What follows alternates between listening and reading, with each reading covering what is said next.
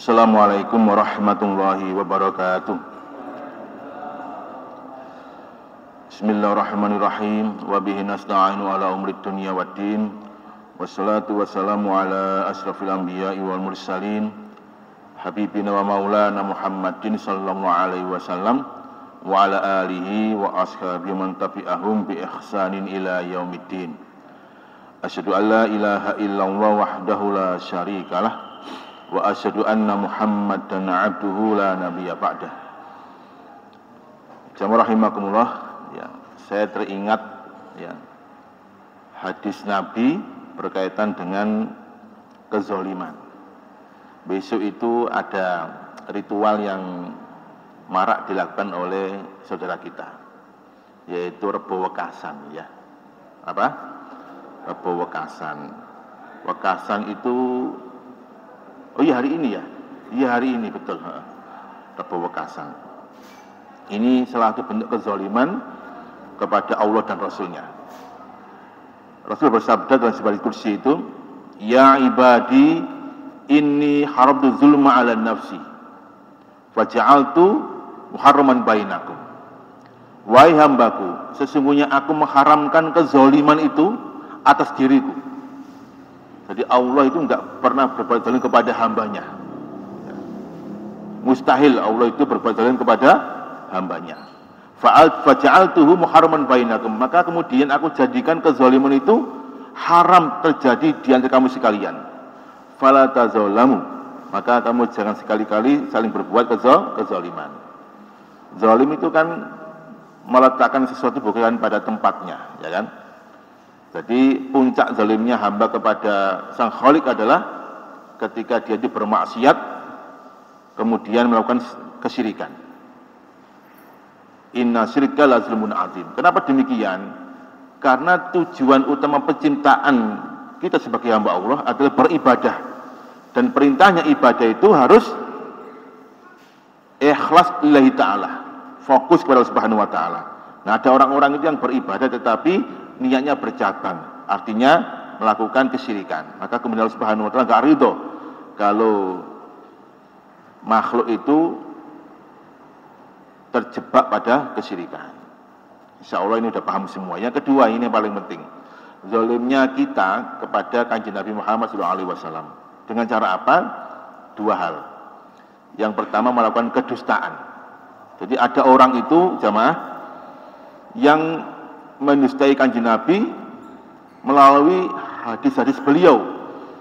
Jadi Rasul nggak pernah bersabda, kemudian disandarkan kepada Rasulullah. Rasul nggak pernah berbuat, tetapi kemudian disandarkan kepada perbuatan Rasulullah. Nah, ini hati-hati. Ya, maka jangan sampai kita ini melakukan kedustaan. Rasul nggak ridho kalau umatnya itu melakukan pemalsuan dalam fi'liyah atau qauliyah Kanjeng Nabi. Beliau bersabda, man kadzdzaba alayya muta'ammidan falyatabawwa maq'aduhu 'alan nar. Barang siapa yang berdusta atas namaku muta'ammidan dengan sengaja, maka hendaknya dia itu tempatnya di neraka. Ya, itu ya. Jadi kan amalia-amalia dilakukan hari ini itu enggak ada dasarnya dari Kanjeng Nabi, tapi kemudian disandarkan pada Rasulullah. Dan Rasul enggak pernah berbuat seperti itu, enggak pernah mengajarkan umatnya melakukan hal seperti itu. Maka hati-hati jamaah rahimakumullah. Ya, itu pertama, melakukan kedustaan. Banyak hadis-hadis palsu untuk menopang kepentingan mereka, akhirnya kemudian dipakailah bahwa ini adalah sabda Rasulullah. Padahal Rasul tidak pernah bersabda. Enteng sekali itu, ya. Enteng sekali. Ya, misalkan dulu itu saya pernah belajar di pesantren itu silsilah al-haditsul maudhu'ah, ya. Hadis-hadis yang maudhu', yang palsu, karangannya Syekh Nasir Al-Albani itu.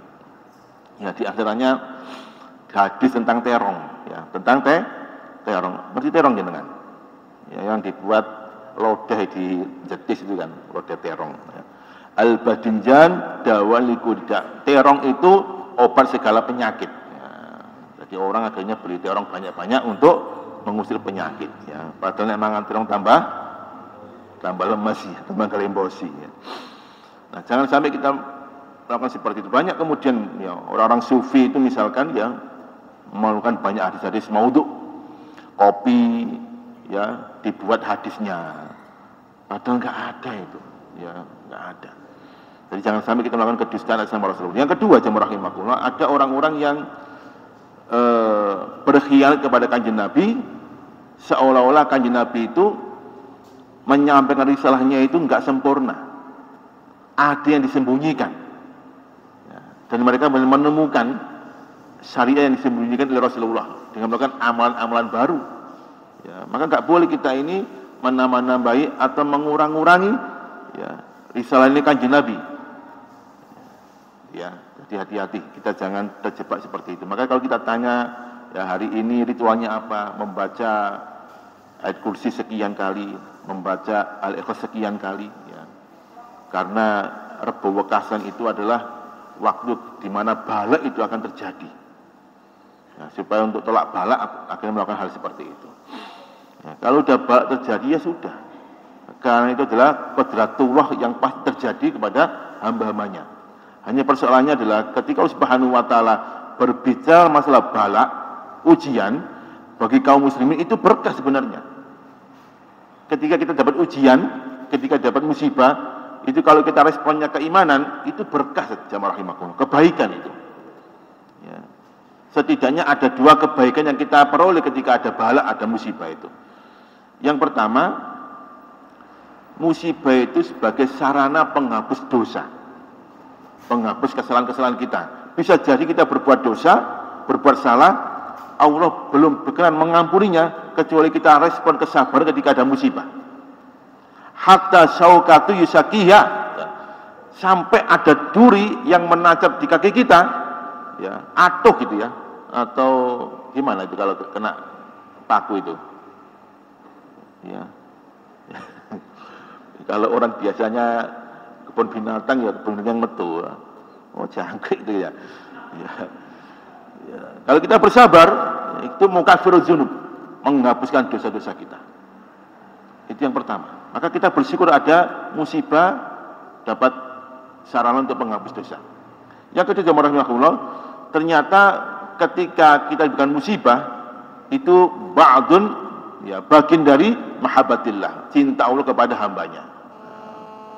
Jangan-jangan hambaku ini cintanya bertepuk sebelah tangan, ya. Coba aku uji deh bagaimana kecintaannya itu. Maka diuji. Innallaha idza habba 'abdahu ibtalahu. Allah itu kalau sudah cinta pada hambanya, ibtalahu, maka akan Allah berikan dia ujian. Ya, sekarang responnya bagaimana? Fa in radiya falau ridho. Kalau dia ridho dengan ujian itu, dengan bala itu, maka aku pun juga akan ridho kepada hamba itu. Fa in sakhita falau sakhtun. Kalau dia itu murka, enggak ridho, maka Allah pun juga akan tidak ridho. Nah, jadi kalau ada ujian, bala, responnya iman, ya. Kita boleh menangis, ya. Kita boleh bersedih, tapi jangan sampai mengarah kepada niyaha. Apa niyaha itu? Meratap, ya, sampai gulung-gulung, ya. Wong tuai mati gulung-gulung, ya. Sudah, nangis saja enggak apa-apa. Kanjeng Nabi ketika yuganipun sedo, dia menikah Qasim, beliau menangis. Beliau kemudian bersabda, la ba'sa bil buka, enggak apa-apa menangis, enggak apa-apa, ya. Yang enggak boleh adalah niyaha. Nah, jemaah rahimakumullah, kita jangan berbuat zalim kepada kanjeng Nabi, ya, dengan mendustai beliau atau menuduh beliau berbuat khianat karena menyembunyikan syariat yang dari Allah Subhanahu wa taala. Padahal jelas syariat yang kanjeng Nabi sudah sempurna. Akhirnya mereka menambah-nambah dan mengurang-urangi syariat itu. Jangan sampai seperti itu. Puncaknya nanti kalau kita di padang mahsyar, kita butuh minum di sebuah telaga Al-Haud, ya. Rasul, ya, memanggil kita, tetapi para penjaga telaga itu menolak karena orang-orang ini melakukan pengkhianatan, kezaliman. Rasul kan mengatakan seperti ini 4 sahabat yang lalu. Saya itu rindu bertemu dengan ikhwanku, ya, dan aku menunggu mereka di haud. Ini fardukum fil haud. Aku menunggu kalian semua di telagaku. Nah, ketika umat ini masuk ke telaganya, ya insya Allah jamaah masjid Babu Salam minum telaga Kanjeng Nabi, ya. Tapi kalau kita berkhianat, jamaah rahimakumullah, ya ketika Rasul memanggil ke sini kamu, tapi para malaikat penjaga telaga itu menolak, melarang untuk masuk ke telaga itu. Karena apa? Karena melakukan kezaliman kepada Rasulullah Muhammad SAW. Ya, itu yang kedua. Yang ketiga, jemaah rahimakumullah.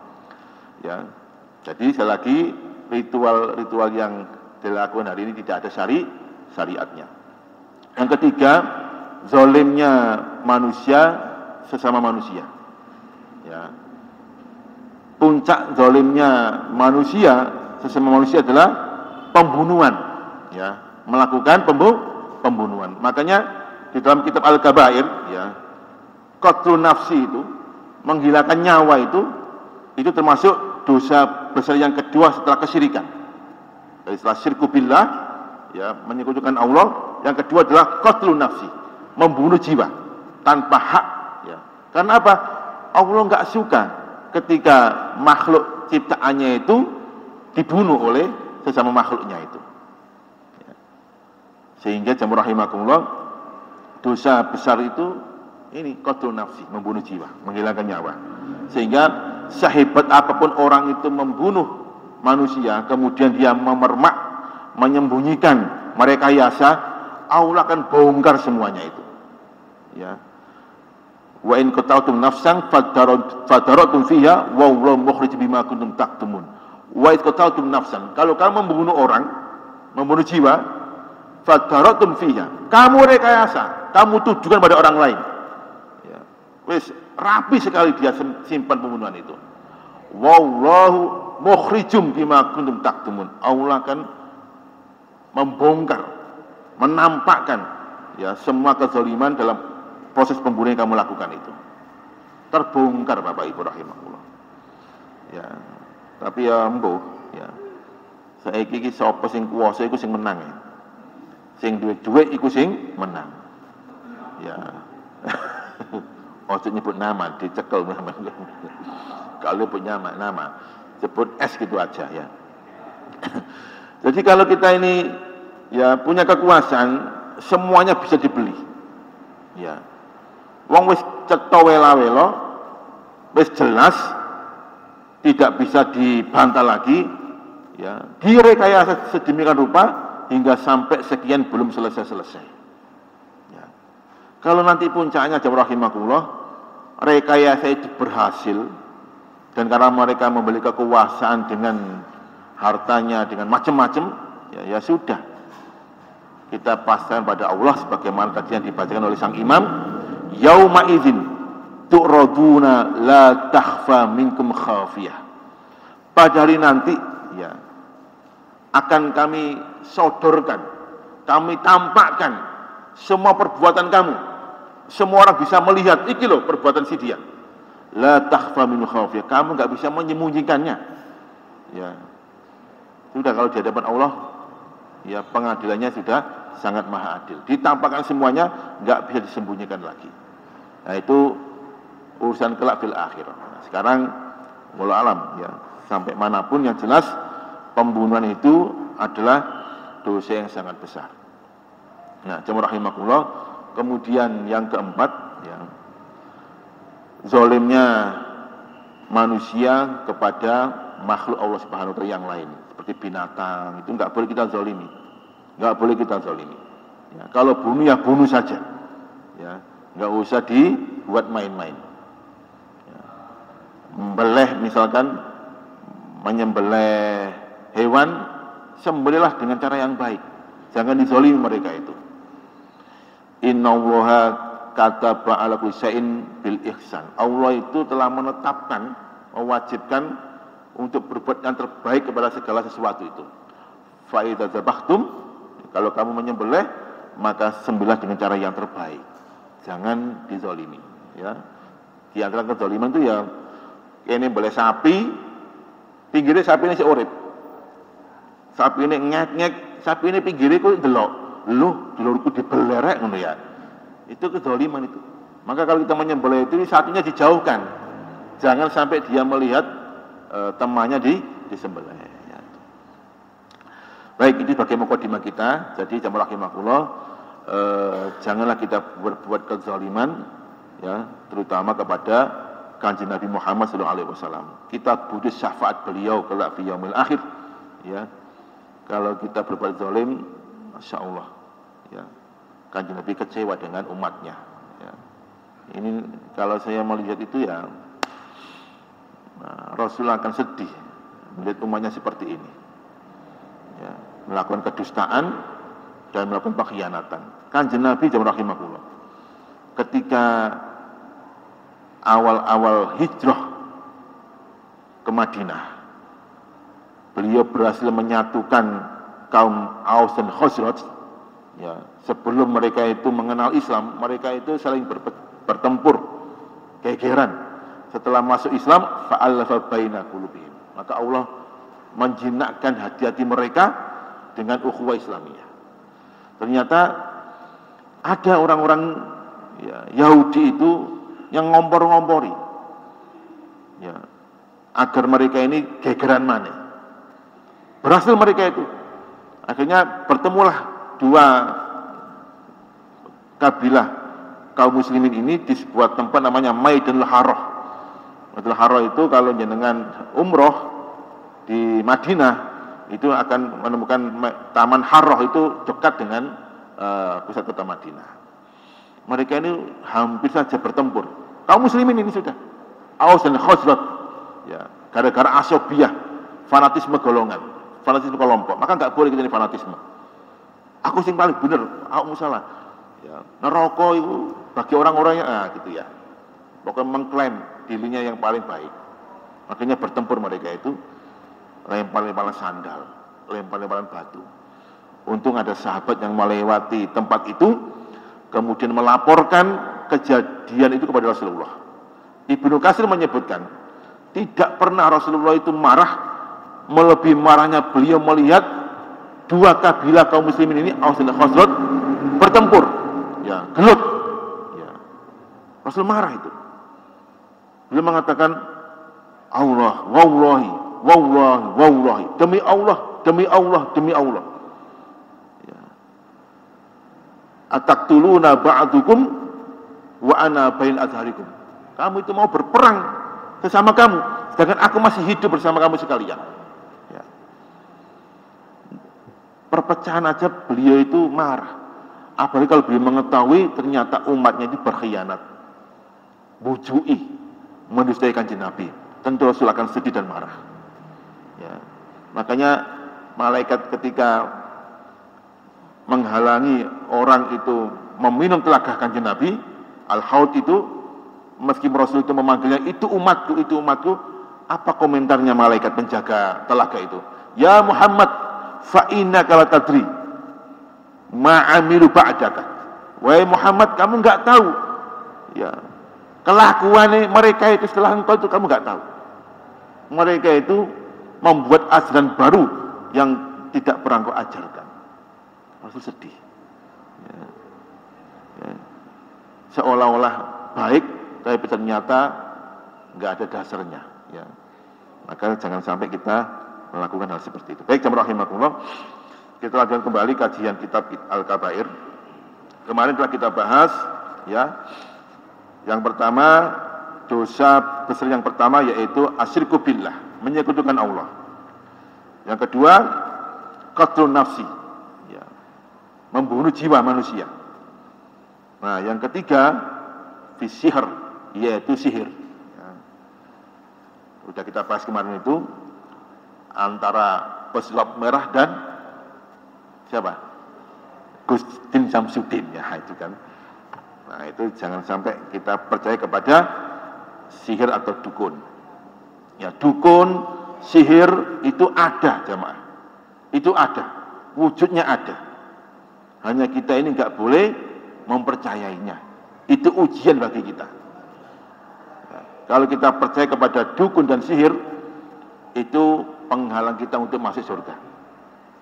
Salah satu la yadkhulul jannah. Ada 3 hal yang menyebabkan orang itu gak bisa masuk surga.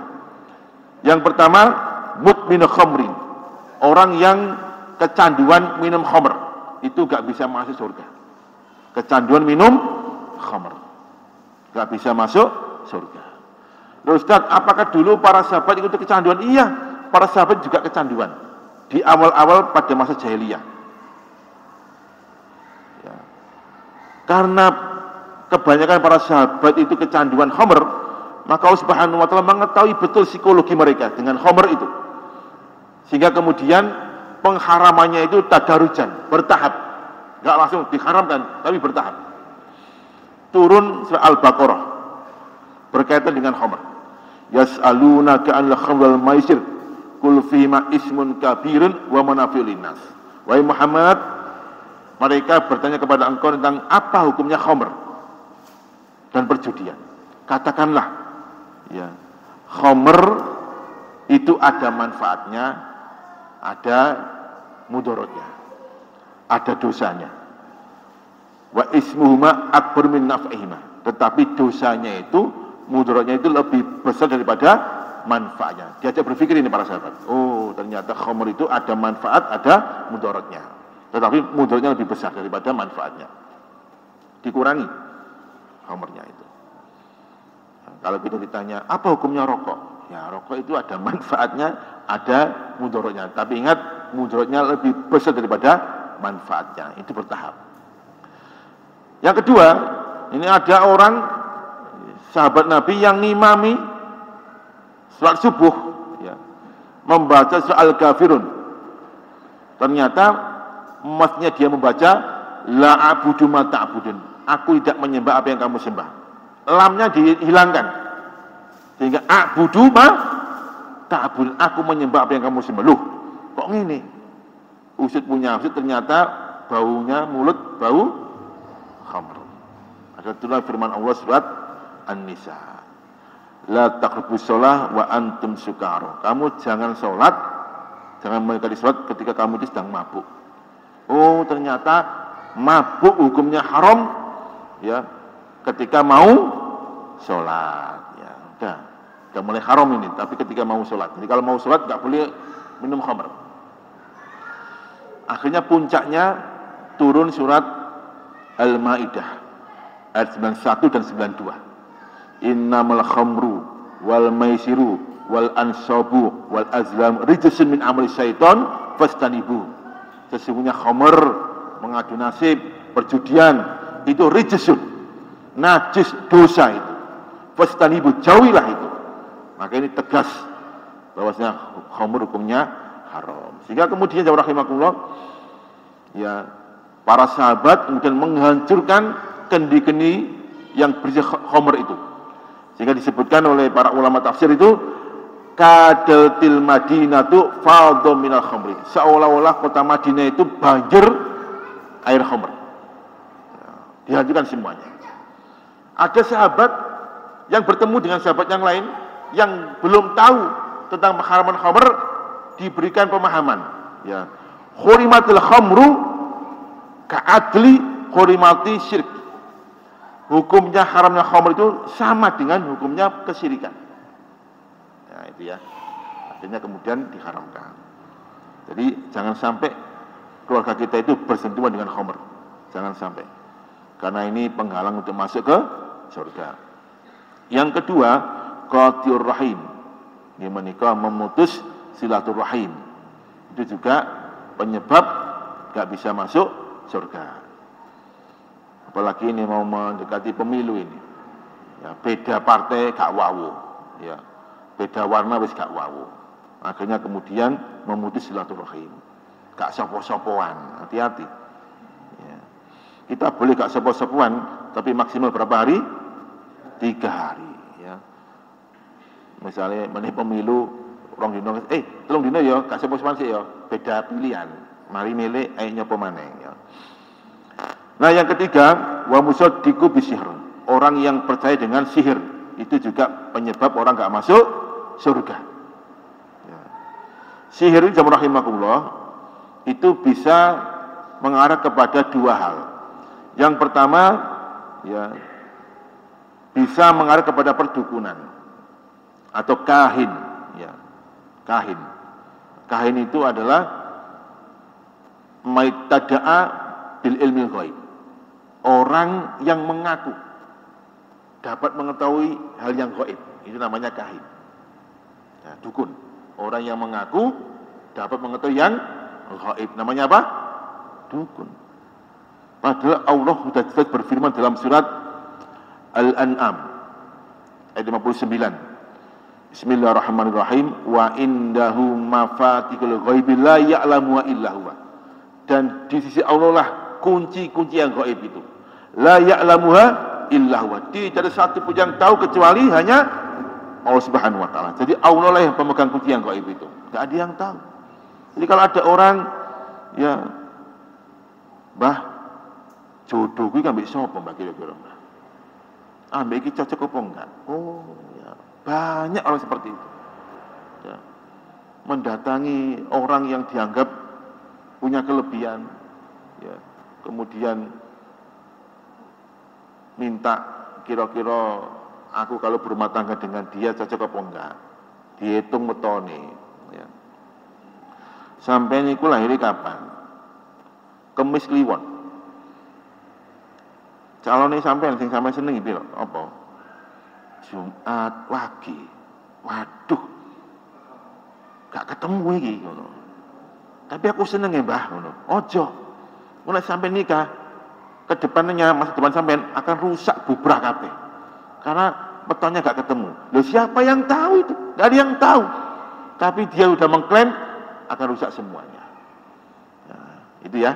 Jadi jangan seperti itu. Jangan sampai kita percaya kepada dukun. Rasul mewanti-wanti kita untuk mengatakan man atakahinan au arrafan fasaddaq bima yaqul faqad kafar bima ja'a bi rasul. Barang siapa yang mendatangi dukun atau paranormal kemudian dia percaya dengan apa yang diucapkannya, maka dia telah mengkufuri risalah Kanjeng Nabi Muhammad SAW. Yang pertama, dukun. Atau yang kedua, tamaim. Ya. Tamaim itu jamak dari tamimah. Tamimah itu waya khuruzun yu'allikuhal juhal al-anfusim wa auladihim wa dawabihim. Yaz'umuna anha turaddul aina. Yaitu sesuatu ya yang diyakini dapat menjaga. Ya, penjagaan-penjagaan. Ya. Yang digantungkan pada seseorang, pada anak, pada binatang yang mereka yakini dapat menghilangkan bala. Itu namanya tamaim atau jimat. Ya. Jadi anak kecil dikek kalung, kotak ngene iki, apa iku? Darul balak, menolak balak. Kemudian wong ya kek kalung ya, menolak balak. Atau dalam istilah yang lain, tamaim atau tamimah adalah ya al-maksud ma qasaddaka min jalbil khair aw dafid dar. Segala sesuatu yang engkau maksudkan dapat mendatangkan manfaat dan menghilangkan mudarat. Itu namanya jimat, ya. Dapat mendatangkan manfaat dan menghilangkan mudarat. Padahal rahimahullah di dalam surat Yunus ayat yang terakhir itu bahwa yang dapat mendatangkan manfaat dan yang dapat menolak balak siapa? Hanya Allah Subhanahu wa taala. Bukan jimat, ya. Bukan sesuatu yang diyakini seperti itu, tapi hanya Allah Subhanahu wa taala. Wa ayyuka bi khairin farada li fadli. Kalau Allah sudah berkeinginan kebaikan menimpa seorang hamba, Mas Bakhtiar, hari ini aku berikan rezeki, kata Allah.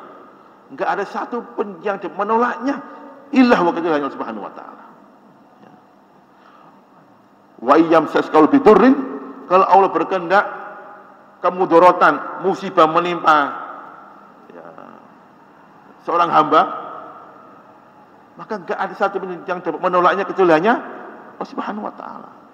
Ini akidah. Ya, makanya ojo percaya dengan hal seperti itu. Tamimah, jimat dan sebagainya. Apa jimat itu, Pak? Barang situ di rumah, ya, jimat. Nah, yang ketiga ada namanya tiwalah, ya.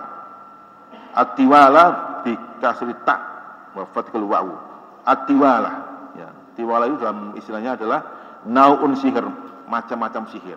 Tiwala itu mantra, ya. Wa huwa tahbibul mar'ati ila zawjiha, yaitu mantra mahabbah.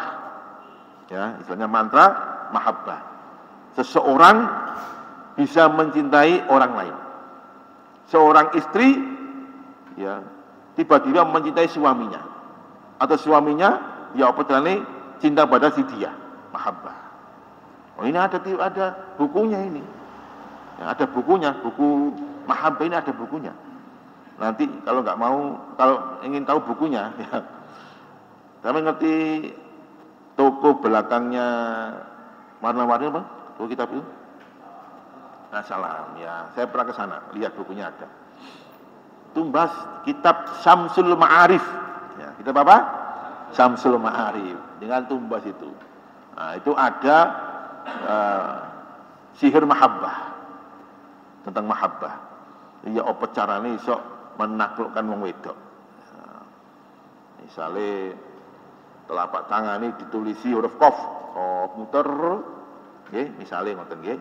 Terus 5 drijinya dikasih huruf hijaiyah, hok dal macam-macam, gambar bintang, ya. Kemudian dimantrai, ya, mantranya pakai mantra Al-Quran, ya, yaitu ketika Nabi Yusuf melewati wanita-wanita, ya, apa komentarnya wanita-wanita itu? Oh, ini bukan manusia, innahum malakun karim, ini malaikat ini. Ya, disebulkan di tangan itu, cetik, wong wedok noleh, ya, langsung moro, ya, itu ya, ini mahabbah namanya itu. Kesuwen ngono itu, kesuwen, sampai nek kepen koyo ngono iku cukup bawa PCX, ya. PCX tintin noleh wis Pak, ya, PCX. Nek Supra gak noleh, Supra iku pemon Supra, PCX noleh, ya. Nggawe mobil, ya, mobil apa Pak? Tintin noleh kabeh Pak. Nek Avanza ngono gak noleh, Avanza ya. Pemenang Avanza lawas gak noleh. Ya itu. Jadi sihir mahabbah. Dan juga ya jalul farqi bainahuma, bisa memutus, ya, cinta antara dua orang ini, membuat mereka cerai. Kalau orang Jawa mengatakan lentrik, ya, tahu lentriknya kan? Karena wong kena lentrik itu masya Allah. Nek wong wedok kena lentrik, delok bojone iku lho, wis gak seneng blas, seolah bojone iku medeni. Kabeh ngerangkul ambune gak enak, lentrik. Ya, saya pernah didatangi orang seperti itu, kadang kita ruqyah, namanya kena sihir lentrik. Ya, ini hati-hati. Ini namanya macam-macam sihir, atiwala, mantra-mantra. Ya. Jadi lupa nanti dengan ke sana beli kitab apa namanya tadi kitabnya? Syamsul Ma'arif. Ya, kitab kuning Pak, kitab kuning. Kitab kuning lawas. Nanti kalau nggak tahu maknanya bisa ke saya, tak kayak makna.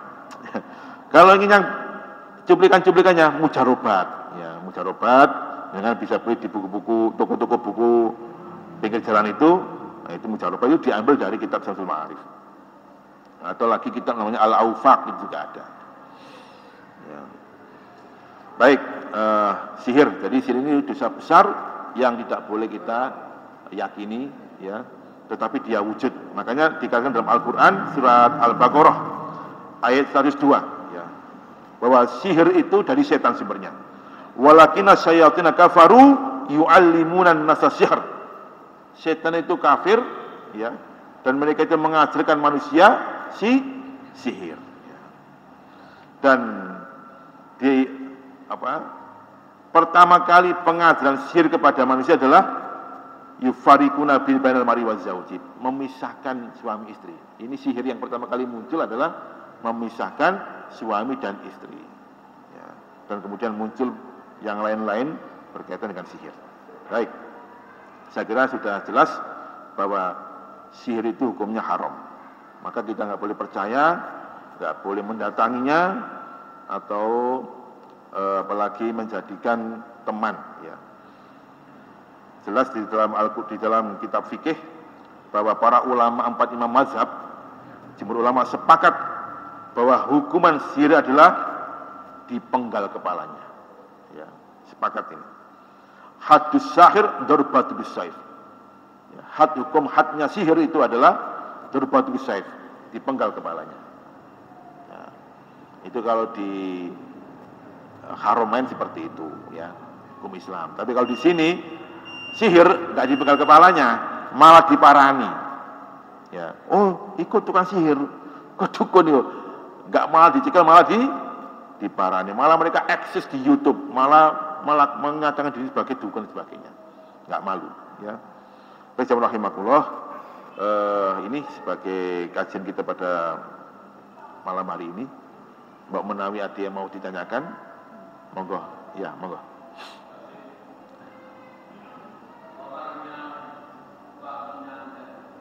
Dalam? Oh santet, ya.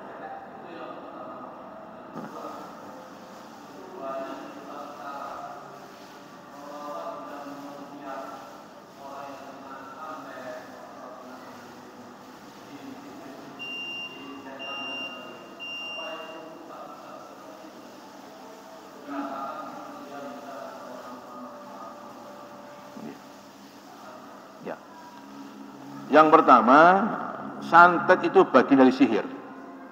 Makanya di dalam kitab Syamsul Ma'arif itu ada juga tata cara mensantet orang. Jadi melakukan pembunuhan jarak jauh. Jadi santet itu juga bagian dari sihir dan itu mengikutsertakan bantuannya setan atau jin. Ya, maka kita nggak boleh juga melakukan hal seperti itu. Ya. Yang kedua, ya, ruqyah. Ruqyah itu kan cara bahasanya kan itu mantra. Ya, ruqyah itu mantra, bacaan-bacaan. Makanya kemudian ditambah lagi dengan ruqyatu syariah. Ruqyah syariah atau syariah itu dengan membaca bacaan-bacaan Al-Quran dan doa-doa dari Kanjeng Nabi. Rasulullah, ya, itu juga melakukan ruqyah bil Quran. Wa amma idza kanat ruqyatu bil Quran, ya, di sini ya. Adapun kalau ruqyah bil Quran, au bi asma'illahi ta'ala, atau dengan nama-nama Allah yang indah, Asmaul Husna, ya, doa-doa Rasulullah, fayya mubahhatun, itu diperbolehkan. Li'an nabiyya, karena sesungguhnya Kanjeng Nabi itu kana yurqil Hasan wal Husain radhiyallahu anhuma. Jadi Rasul juga pernah meruqyah cucu beliau Hasan wal Husain dengan mengatakan atau dengan ruqyahnya u'izukuma bi kalimatillahi tammati min kulli syaiton wa hamatin wa min kulli ain lamah. Ya, itu ya. Jadi kita boleh meruqyah orang dengan bacaan Al-Qur'an dan Al-Hadis. Yang pertama. Yang kedua, peruqyah itu tetap sebagai hamba Allah biasa. Maka dia tidak boleh mengatakan, oh kamu itu santet iku, disantet bakhtiar kamu itu, karena punya urusan dengan dia, nggak boleh. Ya, siapa yang tahu itu? Ya, itu namanya adu domba. Dia tetap hamba Allah, bertawakal kepada Subhanahu wa taala dengan doa-doa syar'iyahnya itu. Mantan lagi. Ya. Jadi kalau ada yang mengatakan, kalau ada orang meruqyah, oh iki kena apa? Kiriman ini Pak. Sing ngirim iku iko. Ya, amun masa iko kan. Nah, itu kirimannya ngene, enggak boleh. Berarti dia ini bukan syar'i. Ya. Karena ini adalah masalah yang gaib. Ya. Saya dan Pak Johan pernah diundang meruqyah pemilik Tomasa yang bumbu-bumbu Pak. Tomasa namanya ya. Di Surabaya. Jadi sebelumnya itu mendatangkan orang-orang pinter-pinter. Akhirnya mentok, kebetulan salah satu direkturnya supervisornya itu ngaji ke saya. Ya, manggil saya ajak Pak Johan. Alhamdulillah selesai. Ya, selesai. Ya. Monggo, ada lagi? Sikap nggih? Ya.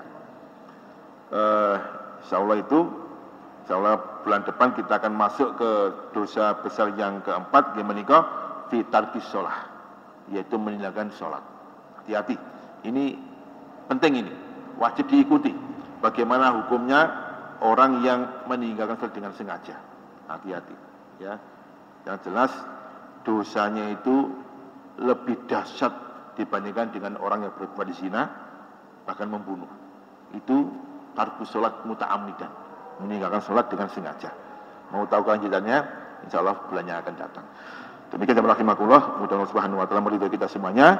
Kita tutup dengan doa kafaratul majelis. Subhanakallahumma wa bihamdika, wa atubu ilaik. Aqulu qouli hadza, warahmatullahi wabarakatuh.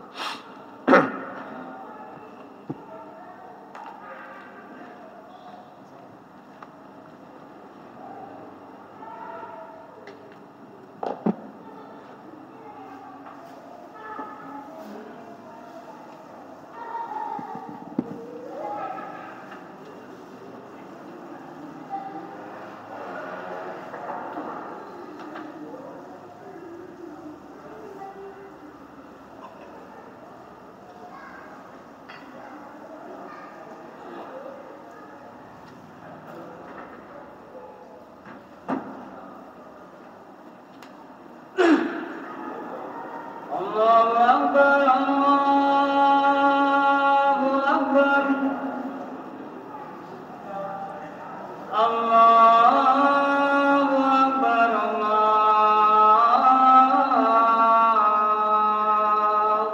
Akbar. Asyhadu an la ilaha